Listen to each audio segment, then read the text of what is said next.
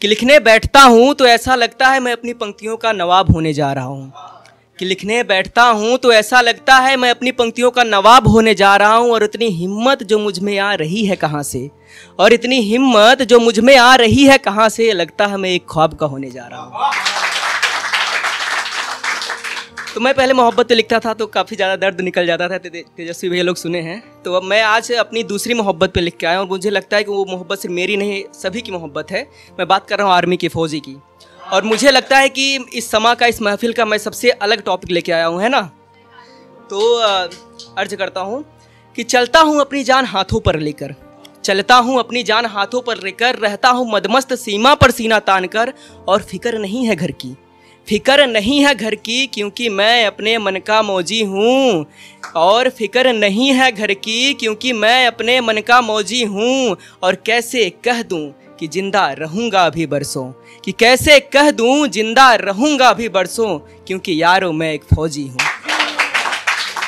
बहुत शुक्रिया। हाँ, मेरा भी मन करता है, हाँ मेरा भी मन करता है कि स्टेटस लगाऊं कि मैं घूमने फिरने मौज करने आया हूँ। हाँ, मेरा भी मन करता है कि स्टेटस लगाऊं कि मैं घूमने फिरने मौज करने आया हूँ। लेकिन फिर ख्याल आता है कि मेरे बिन चैन से सो पाओगे कैसे, लेकिन फिर ख्याल आता है कि मेरे बिन चैन से सो पाओगे कैसे, यारो इसीलिए नौकरी फौज की करने आया हूँ। बहुत शुक्रिया। आज सरहद पर बैठे एक ख्वाब आया, आज सरहद पर बैठे एक ख्वाब आया। ऐसा लगा जैसे कोई मेरे पास आया, पीछे मुड़कर देखा तो वो मेरे घर से आई हवा थी, पीछे मुड़ के देखा तो वो मेरे घर से आई हवा थी। मैंने पूछा कि क्या हुआ, मैंने पूछा कि क्या हुआ, क्यों मुरझाई हो इतना, जैसे फूल हो पानी के बिना। वो बोली कैसे बताऊं, वो बोली कि कैसे बताऊं, चलते हुए घर को गई थी और देखा। वो बोली कि कैसे बताऊं, चलते हुए घर को गई थी और देखा, आज फिर माँ कोने में बैठ के रोई थी।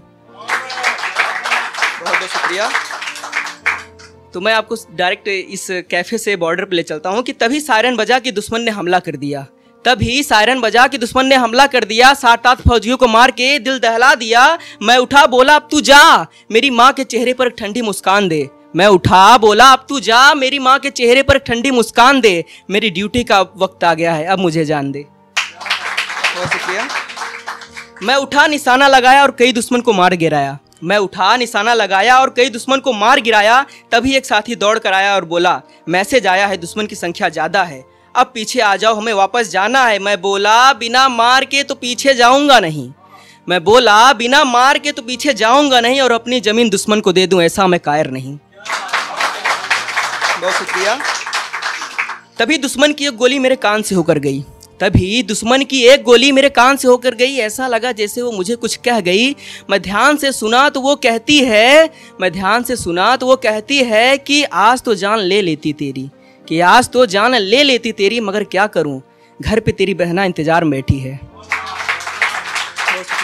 तभी एक बारूद का गोला मेरे बगल में आके गिरा, तभी एक बारूद का गोला मेरे बगल में आके गिरा। मेरा साथी मुझे धक्का देके उस पर लेट गया, मेरा साथी मुझे धक्का देके उस पर लेट गया और अपने बदन के चिथड़े मेरे ऊपर फेंक गया। ऐसा लगा जैसे उसके मांस के लोथड़े मुझसे कुछ कह रहे हों, ऐसा लगा जैसे उसके मांस के लोथड़े मुझसे कुछ कह रहे हों। मैं ध्यान से सुना तो वो बोला, मैं ध्यान से सुना तो बोला कि क्या कहता तेरी बहना को अगर आज तू मर जाता, कि क्या कहता तेरी बहना को अगर आज तू मर जाता। कि ऐसा लगा जैसे एक पल में ही सारा ख्वाब खाक हो गया, कि ऐसा लगा जैसे एक पल में ही सारा ख्वाब खाक हो गया, कि राखी से पहले भाई राख हो गया। आंखों में आंसू लिए मैं स्तब्ध बेशब्द बेबुनियाद रह गया, आंखों में आंसू लिए मैं स्तब्ध बेशब्द बेबुनियाद रह गया। जा भाई जा, तू भी क्या याद रह गया। फिर आंखों में अंगार और महाकाल सा क्रोध होके मैं उठा, कि आंखों में अंगार और महाकाल सा क्रोध लेके मैं उठा और मन ही मन पिता के चरणों को याद करके बोला कि बापू तू चिंता मत करियो, बापू तू चिंता मत करियो, आज मैं इन दुश्मनों के सर कलम करके जाऊंगा और तू छाती चौड़ी करके रहियो, और तू छाती चौड़ी करके रहियो, आज मैं विक्रम बत्रा बन जाऊंगा। बहुत बहुत शुक्रिया।